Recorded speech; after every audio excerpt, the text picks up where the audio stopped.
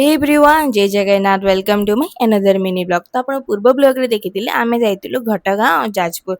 Then हमर next destination थिला कटक। तो फर्स्ट टाइम आसीतिलु बाबा धवळेश्वर को दर्शन करबा पे।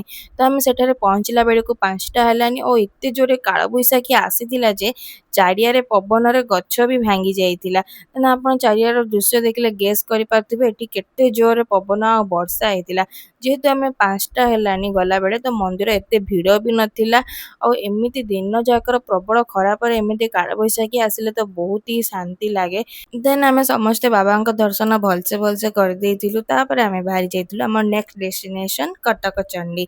तो कटक चंडी रे एटे भी भिड़ नथिला, पाखापाखि खाली ही थिला बोली कहले चले। तो आमे मांकर दर्शन बहुत ही भलसे करथिलु। एक्चुअली हमर बहुत ही गुड लक जे आमे सब मंदिर को जाइछु एते भी भिड़ नथा जोड़ा कि आमे आराम से दर्शन करि पारुछु। देन आमे बाहरी आसीथिलु गुपचुप खाइबा पई। से मंदिर पाखरे ही गोटे गुपचुप थिला। तो फर्स्ट एटी वैष्णवी ट्राए करथिले, तापर दीदी मु समस्ते ट्राए करथिलु। एक्चुअली गुपचुप एते भल भी नथिला कि खराब भी नथिला, ओके ओके थिला।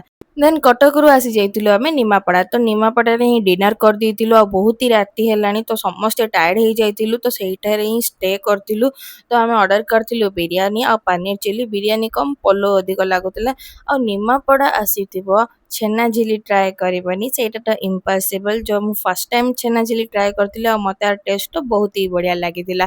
That's it. वीडियो टी भल लागले लाइक करिवे, शेयर करिवे, चैनल को सब्सक्राइब करिवे।